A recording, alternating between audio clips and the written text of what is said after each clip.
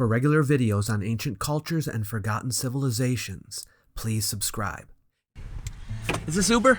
Oh, yeah, this is Uber. Have a seat. You're Fred, right? Temperature okay for you back there? Yeah. All right, you got your comfortable in your seat there? Yeah, thanks. Alrighty, yep, we got here, got my route here. Oh, what a beautiful day it is, huh? Yeah, very nice. Blowers. Check. Let's see, what kind of music do you like? Oh, anything is fine, I suppose. All right, you like rap? It's okay. Oh, okay. Yeah, these are working. Yeah, you need a tissue? I'm good. You have a favorite route? No, I'll leave it up to you. Okay. Yeah, the last folks I took were really happy with the service. Oh, good.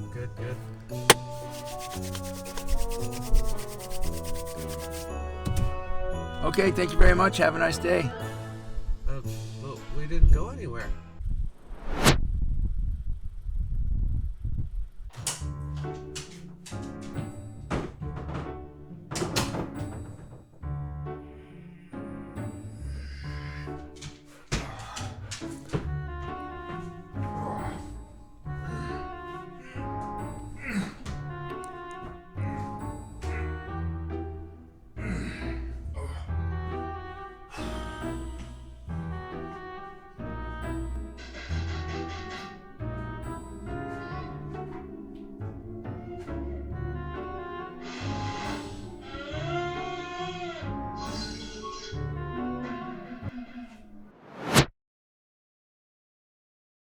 Did you know there's a word out there that offends people? Yeah. It's the P word. No, not that P word. No, not that P word either. No, not that P word. I'm talking about pseudo archaeology. Yes, there are people who get upset when their claims about ancient history are called pseudo archaeology. Yeah, it starts with a P. What exactly is pseudo archaeology? Well, the literal meaning is fake archaeology. That is something that is not archaeology, which is masquerading as archaeology. Pseudo-archaeology is not something one believes. It's something one does, or fails to do. Let me explain. Archaeology is partly the discovery of material remains, partly the meticulous work of the scientific analyst, and partly the exercise of creative imagination. It is not merely a set of beliefs. It is a practice. It is something that you do. If a person engages in the creative part of archaeology, but does not conduct the meticulous work, that person is not doing archaeology. Yes, archaeology can be considered a humanistic discipline, because its aim is to assist us in understanding humans. But it is also a scientific enterprise. The material record doesn't just tell us directly what to think. It needs to be interpreted. Archaeologists need to make sense of what is found, and they can do this only by engaging in scientific analysis. Just as a scientist collects data, evidence, conducts experiments, formulates a hypothesis, which is a proposition to account for the data, tests the hypothesis against more data, and then devises a model, which is a description that seems best to summarize the pattern observed in the data, so does an archaeologist. Archaeology includes technical methods, such as systematic survey sampling, aerial and satellite mapping, subsurface probing, and excavation methods.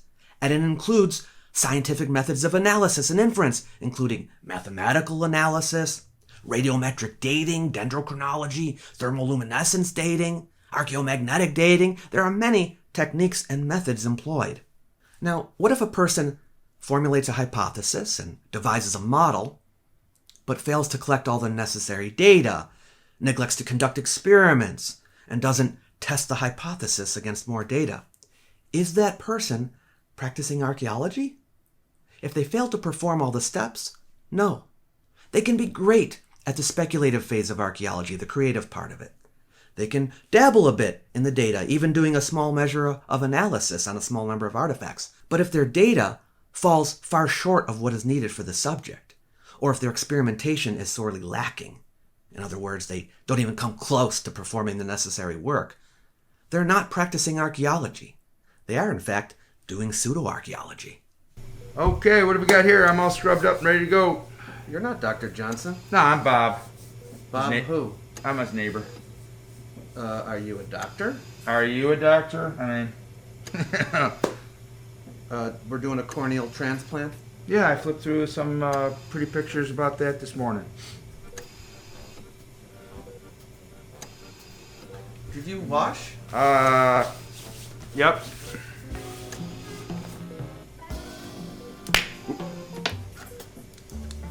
Ooh, interesting.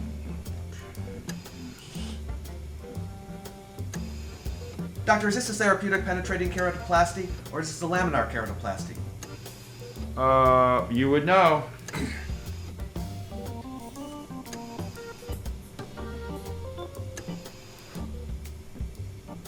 Are you going to do the corneal ulceration?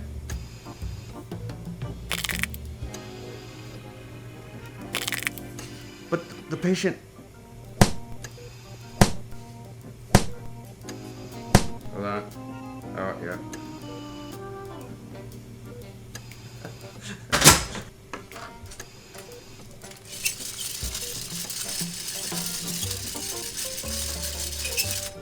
Doctor, that's not how you do surgery. Oh, I suppose you want me to do it the way you and all your golf club swinging fancy schmancy doctor buddies do it, huh?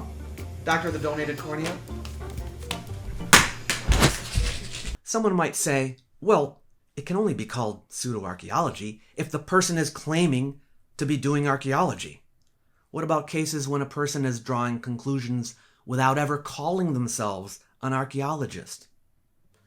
If the person is making claims about the past, using material remains as evidence, they are performing the same function as an archaeologist.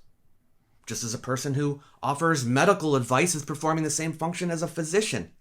Hey, drink this bleach, it will heal your cancer. Does it matter if they don't call themselves a doctor? No. They are on the same turf, and therefore what they are doing, or failing to do, can be called pseudomedicine.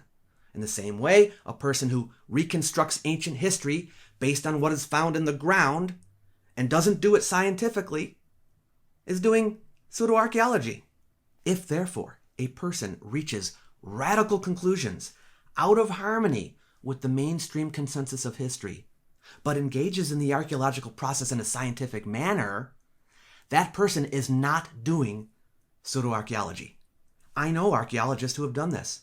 And even though their ideas are considered controversial, no one says they aren't doing archaeology. Similarly, if a person reaches a conclusion that is in harmony with the mainstream consensus of history, but doesn't engage in the process scientifically, that person is doing pseudoarchaeology. The word pseudoarchaeology has nothing to do with whether a theory is correct. It's not the what that matters, it's the how. And so, measuring an object poorly or incompletely, failing to take into account all the evidence on the subject, and drawing far-reaching conclusions from it is pseudoarchaeology. So, have you been able to find the trouble? You gotta know how to play strain clog. What's that? I've never heard of it. You gotta jam up where it doesn't belong.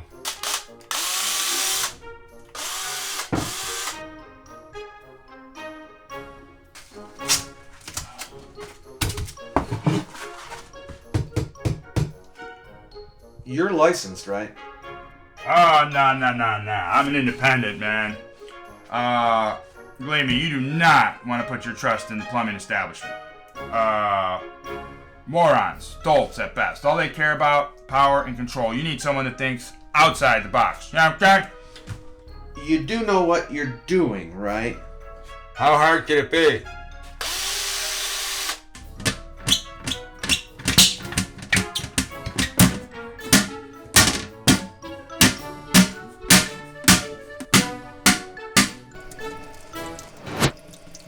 But let me be clear, I do believe that some people throw the word pseudoarchaeology around a little too freely. I do not agree with someone judging something to be pseudo-archaeology before looking into the matter. However, there are certain claims being made out there that have been shown to be based on pseudo-archaeology, and so when those claims get repeated, I don't think it's necessary for someone to reinvestigate the whole matter again just to make sure it is still pseudo-archaeology. If it walks like a duck. I hope that makes sense. And if you have any further questions about this, please raise them in the comments section below. If you like this video, please give it a thumbs up. And if you approve of what this channel is doing and you want to support it, you can do so for as little as $2 per month at patreon.com/World of Antiquity. You might like my little e-booklet, Why Ancient History Matters. It's designed to persuade people that the subject is important, even in the modern world. You might also wish to use it to help spread the word, so feel free to share it with someone you know. It's free for anyone who wants it. I've left a link in the description box below the video for you to grab a copy. Catch you later.